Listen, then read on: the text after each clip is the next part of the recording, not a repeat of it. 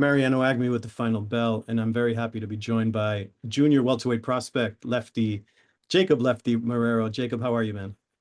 Good man, how you doing? Good, good, man. I'm happy to have you on the show. So you have a big fight coming up. You're the co-main event or the main event. We got to see that.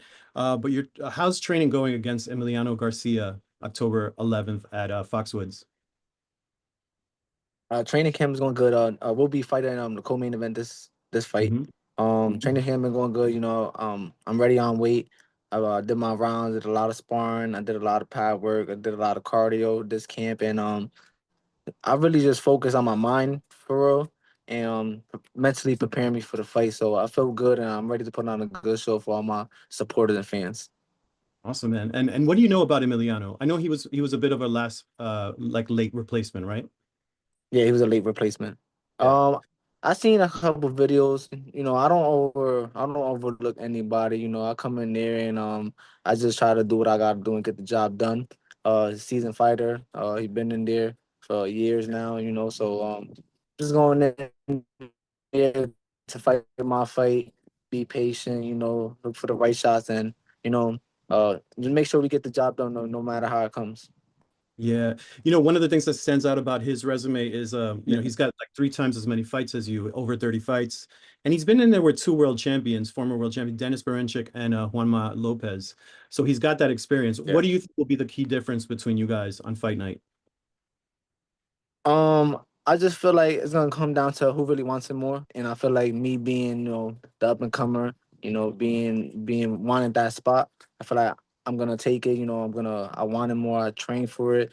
I train to dominate, and I train to win. And whatever he brings to the table, I'm gonna get in there and I'm gonna adjust to it. I've been around for a long time, and I've done sparred a lot of great world champions, great up and coming boxers. So whatever he brings to the table, I know that I'm gonna be ready for it for sure. Yeah. And speaking of your origin story, right? How you got into boxing. How old were you when you got into it and how did that come about?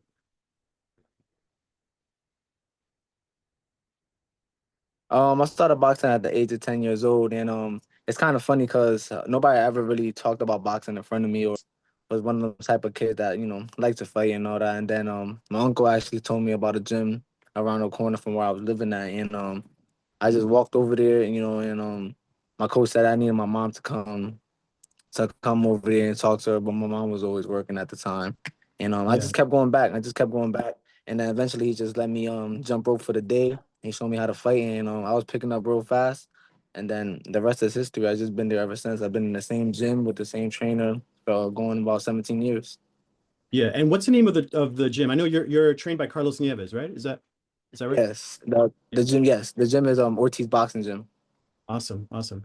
Um, and growing up, who were your like boxing idols? Did you have anybody that you followed that you kind of emulated their style or looked up to? Yeah, I like Sugar Ray Leonard and Hector Camacho. Yeah, for sure. I can see Yeah. Hector Camacho. Yeah. They Crazy actually man. share the same birthday. Oh, is that right?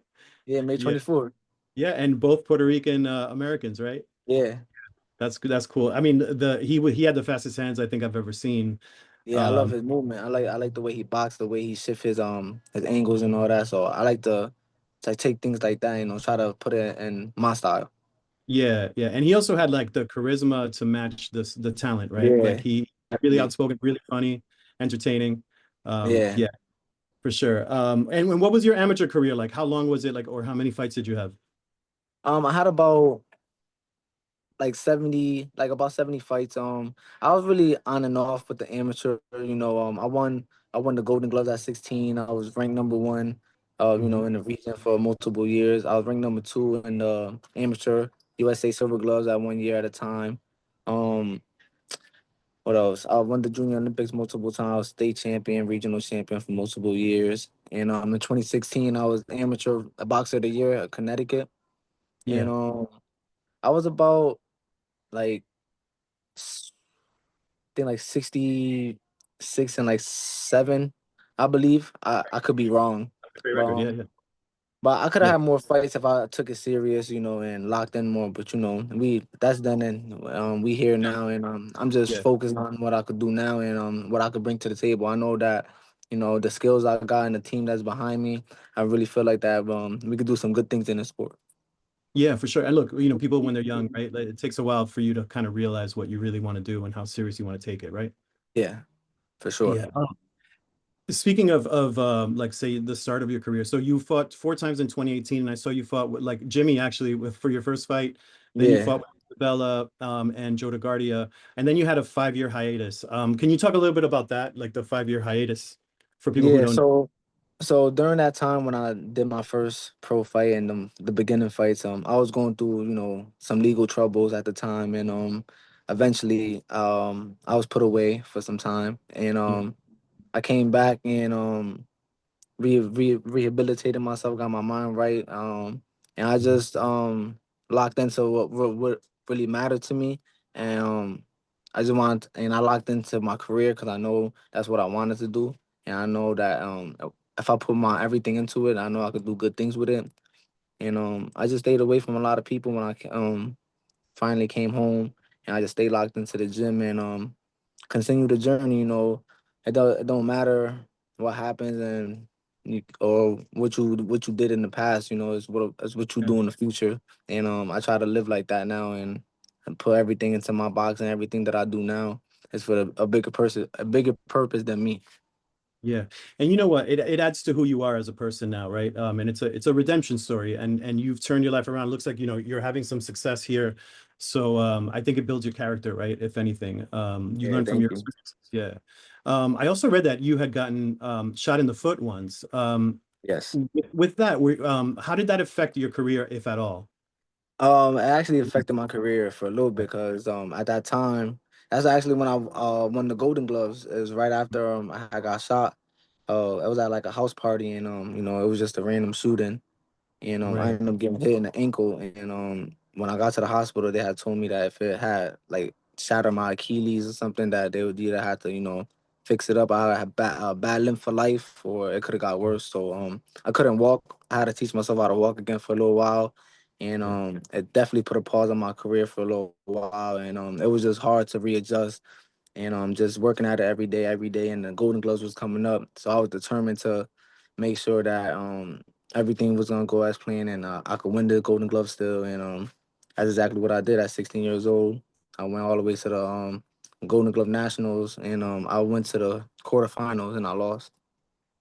Man, that's amazing. I mean, that adds to that story we were just talking to, man, about just overcoming adversity.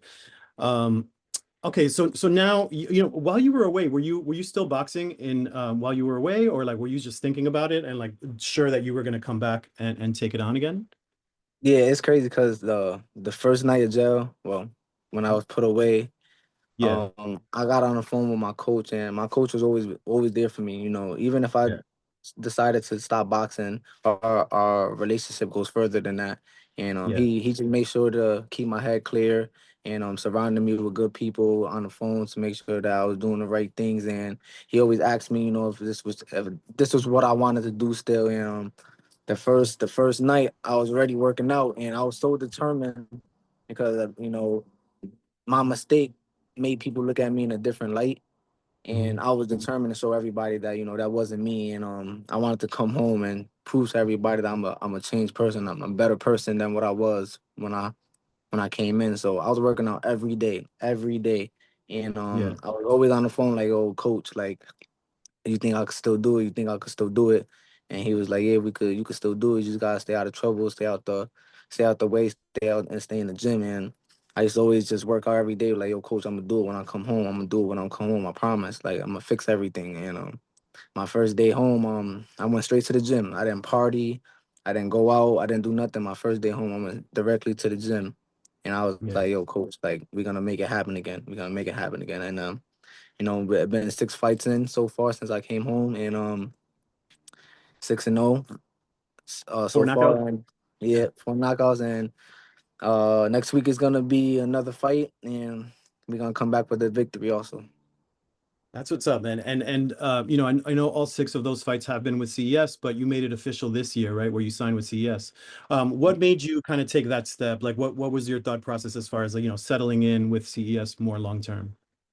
So we just knew that as we go further along in the career that we was gonna need somebody in our corner, and Jimmy always been there for us since day one, and he always looked out for us behind the scenes also when I was going through what I was going through. So he made us feel like we was family. So we just thought that was the right choice for us, and we definitely signed with him, and we're doing good things with CES so far. So I appreciate them for you know, putting me out there and giving me these fights, and much respect to the whole promotion.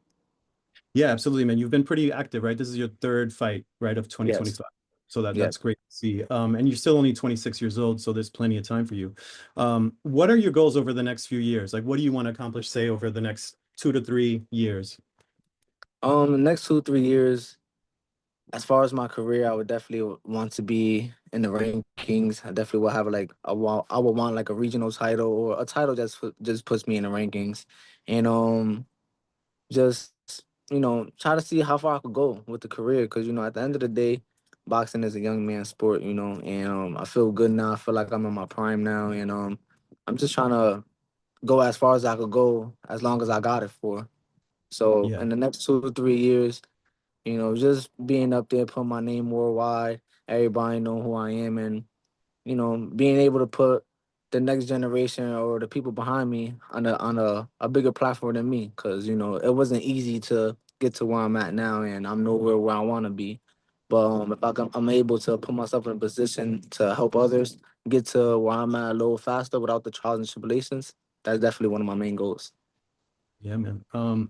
Is there anyone that you look at, or maybe even from before, like before you went away, that maybe was coming up that you always envisioned facing, or is there anybody like that that you'd like to face in the future? Um, I don't really have no mind like a name in mind, but I'm willing to fight whoever, if it makes sense, I'm definitely for it. There's a lot of good fighters around my way. There's a lot of good fighters in my weight class. And I feel like I got the skills to compete with anybody, and I feel like I have the skills to be on that world stage level. So, Yeah. whatever comes my way, I'm willing to take. If it's a great opportunity to boost my career, I'm definitely willing to take it. Yeah. Well, it sounds like you have the right support system now, professionally and in your personal life. And you sound very focused, man. So I wish you the best of luck on October 11th. What do you want to say to your fans who are coming from Bridgeport and all over to see you fight at Foxwoods? Thank y'all so much, Bridgeport, man. Bridgeport really motivates me, to be great. So my fights is not only for me, it's for the city. There's motivation for anybody that needs it. Thank y'all so much for following me in this journey. We're gonna go on to bigger and better things. That October 11th, be there. We're gonna be winning, screaming. And you already know what we is, man. We turning up, man. Thank y'all so much, man. And thank you so much for having me on the podcast. Jacob Lefty Marrero, man. Best of luck. See you next Thank you week. so much. Thank you, man.